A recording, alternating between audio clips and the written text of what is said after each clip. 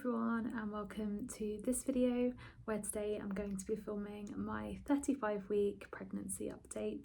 So as always, if you see me looking down, I have just got my notes down here in front of me. In this video I'm going to be including my symptoms and also a little update on my gestational diabetes. So I'll start off with going through my symptoms.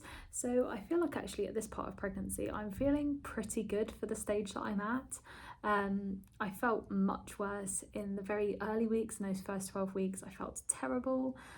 Second trimester was still a little bit difficult in places, but sometimes now, even though my stomach is so big, there's definitely moments in the day where I can go about my day and think, like, not forget I'm pregnant, but just not feel like major symptoms of being pregnant, which is really nice. Having said that, I can really feel the baby pushing down now. I can feel their head is pushing down so much. I can feel the pressure. Sometimes when I get up and walk, if they're in a funny position, it kind of makes me walk a little bit funny. And yeah, I can definitely tell their head is head down and in place, ready for birth now. I have also continued to have Braxton Hicks. These, I don't necessarily feel the tightness all over my stomach. I feel like a cramping like pain, but I can definitely still feel parts of my stomach that are still soft.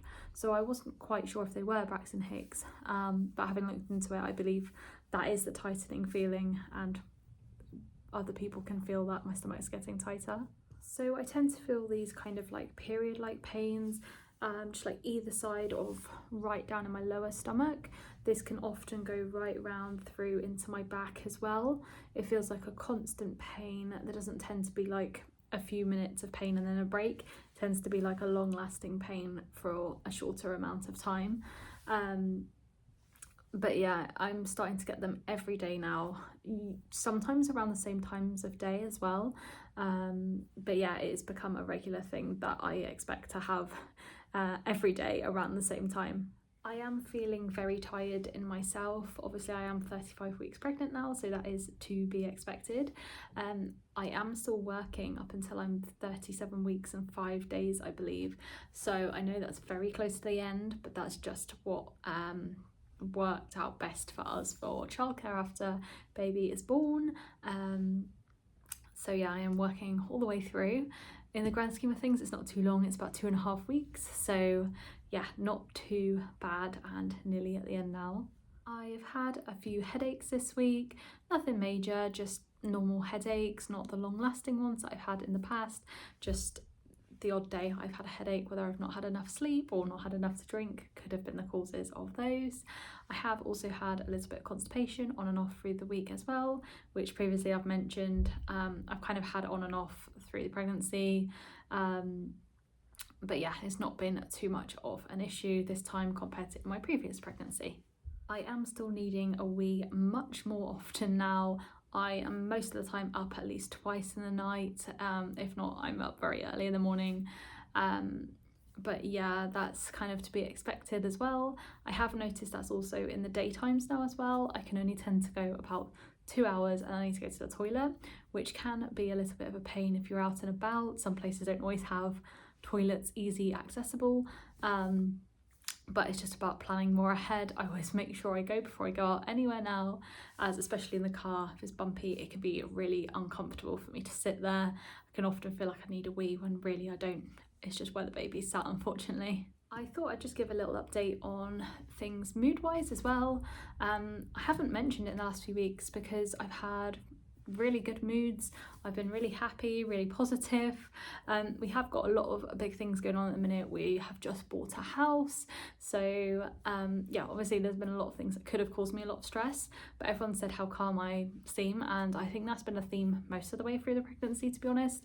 I feel really calm, really relaxed, really happy. So obviously that's a great thing as well. I've had my moments where like something on TV has made me cry, where I wouldn't normally necessarily, but actually I haven't even had that in quite a few weeks now, so my mood has been really stable. So that was it for updates on my symptoms this week. Now, throughout the week, I did have 2 of my fasting readings over, as I have gestational diabetes. So I did have to contact the diabetic team. So I'll just run through now what happened once I phoned them. So I gave them a call in the morning, as I usually would if I had any issues with readings. They phoned me back a little while later and they said, obviously, as I've had a couple over now, the next step for me is insulin, as I'm already on the max dose of metformin, and I've been diet controlled for a long time before that as well. This had been mentioned to me at previous appointments that this could be a possible next step if I continue to get high readings. Obviously fasting readings is nothing you can do about that. That is not diet related, that is just how your body is reacting in pregnancy. So they did ask me to come in later that day. She said she had a appointment at the end of her clinic, so she would come in, get me to come in, and show me about using insulin. She did just say that she would check with another diabetic nurse and then get back to me. So once I arrived there, I went into the room and there was a diabetic specialist nurse, which is one that I've seen before. She's really lovely. And there was a diabetic nutritionist as well. This is not a nutritionist that I've seen before, but again, she was really nice. She's the nicest one that I've seen so far, so that was really good. She didn't really have much to say through the appointment, to be honest. She just mentioned that she had looked through what my normal food is and she was really happy and said it looks all really good. So she didn't really have anything to add other than if I had any questions, which I didn't, as this wasn't particularly food related this time. They did then say that they had spoken to the diabetic consultant who had suggested that I start on 8 units of insulin before I go to bed at night. They did also speak to the diabetic specialist nurse, who I often will have contact with if I have issues. She said that she was a bit unsure whether to start me, as I'd only had 2 readings over target. However, as the consultant had said to go ahead, they decided to go with that, but they did suggest starting me on 6 units of insulin to start with and just see how I go with that. So that was the decision, and I was to take that before bed. They did say if the 6 units wasn't bringing my target down enough, then what I would need to do is every 2 days I could increase my units by 2. So say I was on 6, if I still had 2 readings over across 2 days, then on that next day I could increase it to 8 units, and that would be how I kind of bring my levels a bit more under control. The next step, she got out an insulin pen and ran through kind of how to load it, how to put the needle on, where you would be injecting, and just gave me a general demonstration on how to use it. She did say to me some people inject in their stomach, although in pregnancy some people don't like doing that, so injecting in the thigh was fine. That is what I decided to go with, to inject in my thigh, as I think I would find that better personally and easier to do on myself as well. She did mention about making sure that you change thighs and change place on your thigh each time. You're kind of going between the mid-higher part of your thigh in the squishy bit, so obviously it's going into the right place as well. She then gave me like this dummy. It was like just like a little square like this, and it had like this kind of jelly texture to it, and she got me to show her that I knew how to inject myself and run through it. So she was happy sending me away that I was able to do it myself. She then gave me a prescription to go and collect.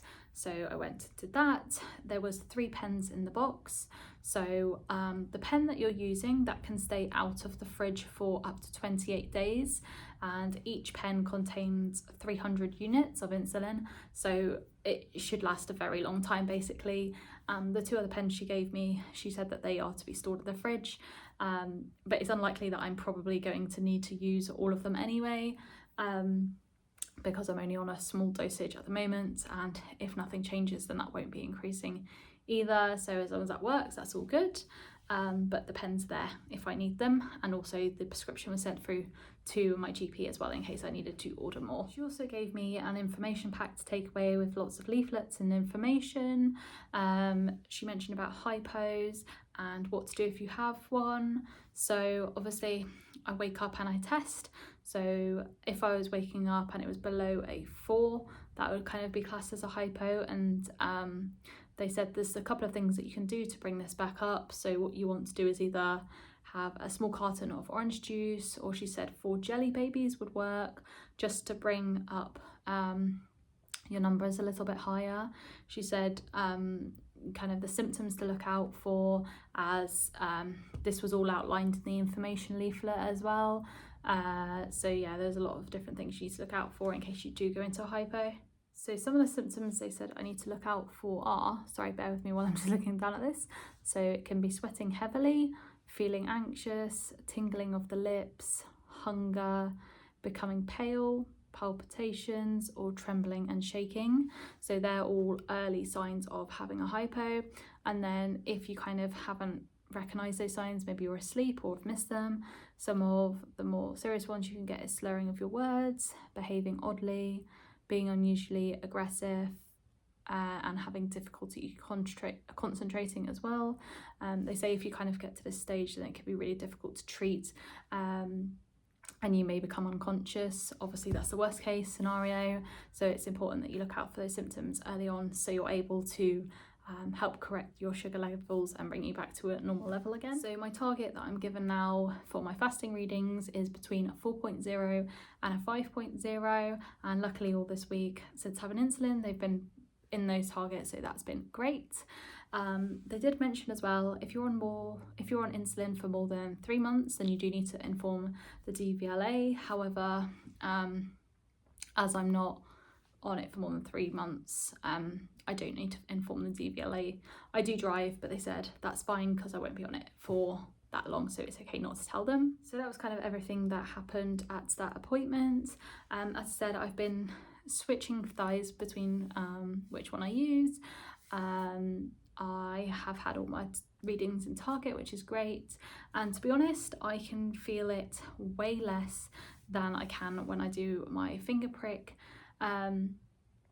It feels really strange when you do it at first because obviously you're injecting yourself, but I think it's more the thought of doing it than actually doing it. Now once I'd done it once, I was absolutely fine to carry on doing it, but obviously with anything it's something new, so you never kind of know what to expect. But if anyone's worried about it, I'd say don't be. It's absolutely fine, you really can't feel it. As I said, I feel it less than a finger prick now, so yeah, it's absolutely fine. So that's it for updates. So I'll go ahead now and show you the bump update at 35 weeks pregnant. So this is the bump update at 35 weeks and 6 days. So that's everything for my 35-week pregnancy update. Thank you so much for watching, and I'll see you again next week. Goodbye.